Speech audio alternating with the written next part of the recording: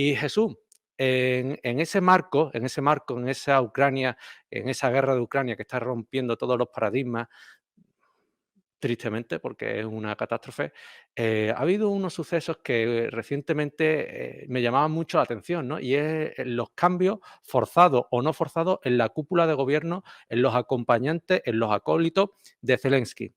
Me gustaría que me valoraras políticamente cómo hemos de entender estos cambios, si son un refuerzo a la posición del presidente ucraniano o si, por el contrario, podemos considerarlo que son un debilitamiento porque ha tenido que desterrar a su llamado vulgarmente adversario.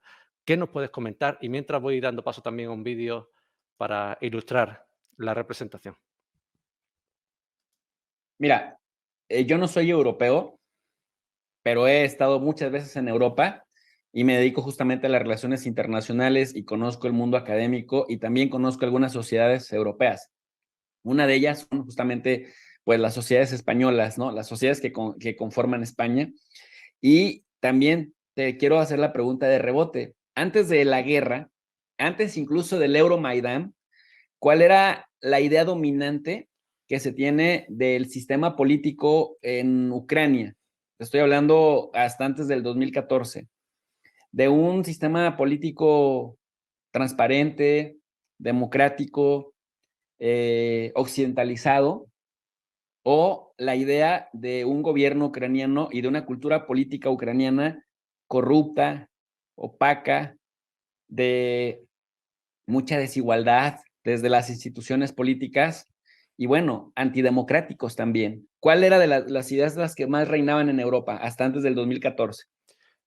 Aquí teníamos una concepción un tanto intermedia. No, lógicamente, no considerábamos a Ucrania una Alemania, una Bélgica, pero tampoco creíamos que fuera un país irracional o donde no primaran los derechos fundamentales. Sabíamos, o había esa concepción, mejor dicho, de que había corrupción, había bastante corrupción, pero tampoco antes de todos los sucesos a partir de 2014 desde Europa se le había prestado mucha atención a Ucrania, a mi modo de ver, ¿eh? A lo mejor había estudiosos que sí estaban de día y de noche mirando a Ucrania, pero desde nuestro punto de vista era un país que podíamos considerar europeo, pero también Rusia. Nosotros no, por lo menos aquí en España, nuestra cultura también ha estado muchas veces ligada a la rusa. Es más, muchos pensadores, muchos filósofos, muchos políticos han considerado a la cultura rusa muy parecida a esa Rusia, por cuanto éramos como dos países en medio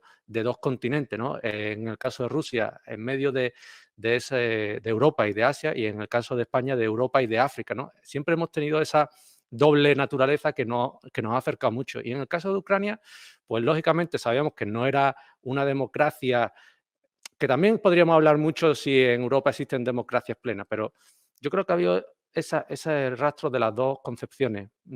Lógicamente sabíamos que no, que había bastante corrupción, pero después te encuentras casos como el del Parlamento Europeo recientemente y también hay corrupción aquí en Europa, Jesús.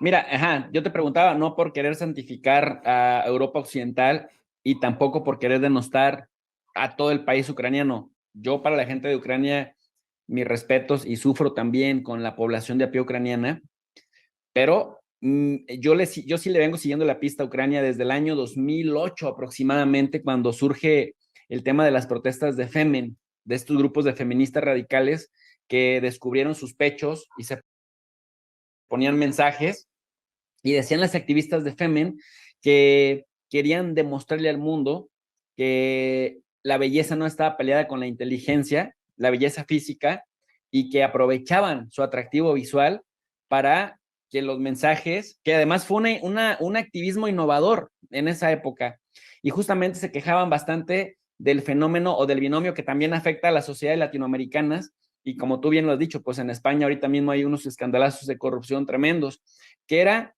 el binomio de la corrupción incentivado por la impunidad, que a su vez la variable interviniente que incentivaba la corrupción y la impunidad era también la debilidad institucional. Es decir, democracias en desarrollo que no llegaban o que no alcanzaban a dar el ancho y que entonces se prestaban a fraudes electorales, a imposiciones de personas autoritarias, y que finalmente creaban estructuras que repartían de forma desigual el ingreso que llegaba al país vía inversiones o vía la deficiente generación de empleos. Y en ese contexto, pues, Ucrania era un país sobre el que se tenían muchas dudas en términos, pues, de su funcionamiento político. Entonces, ¿por qué voy todavía al 2008? ¿Por qué te pregunto de lo que sucedía antes del 2014? Porque con lo que sucede en Ucrania, dice Zelensky, hizo una reflexión al respecto, la gente más cercana a Zelensky, sus principales asesores de la oficina presidencial, gente que participaron con él, mi querido Miguel, en las campañas cuando fue candidato en 2019, candidato que lo llevó a la presidencia, y luego está otra parte del viceministro de Defensa, también muy cercano a su ministro de Defensa, que también vienen con él desde las campañas electorales y que ofrecían una cara distinta al político ucraniano tradicional, al político viejo, mañoso, ¿no? Al viejo lobo de mar que se sabía de todas y que ofrecían caras nuevas, jóvenes y que, bueno, prometían también un combate frontal en contra de la corrupción para mejorar la imagen y también mejorar la certeza de los europeos de que están haciendo sacrificios enormes por el caso de Ucrania. Pero luego tienes a la gente más cercana a Zelensky en el círculo inmediato, en el cuarto de guerra, que siguen viviendo en casas lujosas, que se siguen paseando en carros del año o en carros por lo menos de marcas importantes. A otros, por ejemplo, a este fiscal general adjunto, que lo cacharon recibiendo $400,000, cuando en este momento estamos viendo que hay penumbras económicas, por ejemplo, en Alemania, en Francia, en la misma Polonia.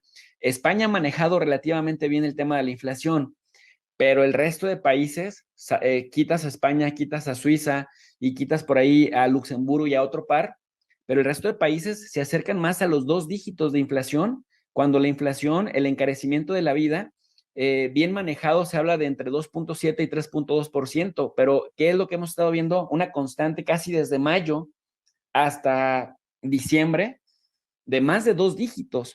Es decir, que los sacrificios enormes que se ha hecho de manera regional en Europa, el encarecimiento de la vida y que además muchos de los apoyos que los gobiernos europeos tendrían que destinar a las sociedades europeas que votaron por ellos, a diferencia de lo que decía la ministra Verde, la ministra del Exterior alemán, que no le importaba lo que dijeran sus votantes alemanes, que lo que le importaba era lo que sucediera con el tema de Ucrania, Annalena Baerbock, pues la percepción entonces de una Ucrania abnegada, de una Ucrania sufrida, de una Ucrania heroica, de una Ucrania valiente, impoluta, es indispensable para que las sociedades europeas digan, ah, cabrón, está valiendo la pena el sacrificio que estamos haciendo por esa gente que se defiende del invasor ruso. Pero ¿qué sucede si cuando de pronto escuchas el anuncio de un Estados Unidos que ya había enviado a medio año 65,000 millones de dólares, y ahora que viene Zelensky a Washington, se anuncia otro paquete de 45,000 millones de dólares para el combate contra Rusia? De pronto tienes casos de funcionarios muy cercanos a Zelensky que se están enriqueciendo y que están, pues, con este tema, Miguel, de la eh, corrupción infraganti. O sea, desincentiva. Entonces, ¿qué dice Zelensky? Pues ya pillaron a mis gentes más cercanas, pues ahora tengo que hacer como que no los quiero, los voy a votar, porque van a hacer que las sociedades europeas que se están sacrificando y se están esforzando por mandarnos dinero para combatir a estos invasores, pues se decepcionen de nosotros y regresemos a las concepciones en las que nos tenían desde hace, pues, bastantes años. Yo hago ese comentario para darte a entender lo que pienso de Zelensky.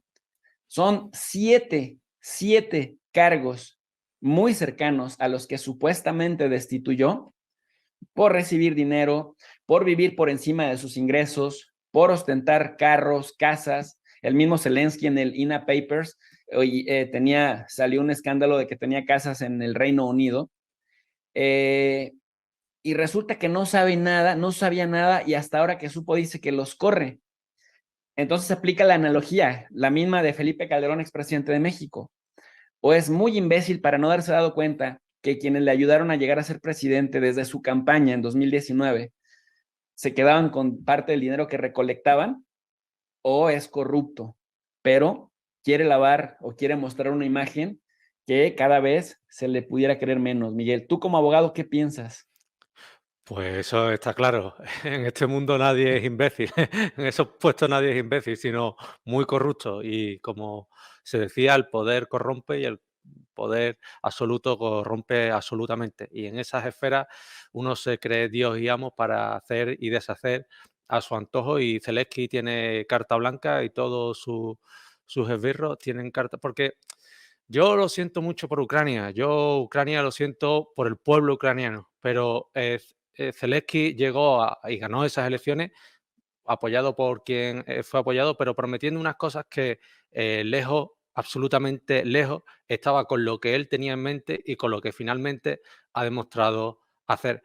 Entonces yo, los políticos, tengo una mala concepción y aquí en España más todavía. Sin embargo, reconozco a Andrés Manuel que tiene un talante distinto, tiene un talante conciliador. En muchos de estos procedimientos que se han visto en Latinoamérica, en Perú, en Bolivia, ha sido siempre hablador, negociador, mediador, y yo creo que tenéis en México un buen presidente.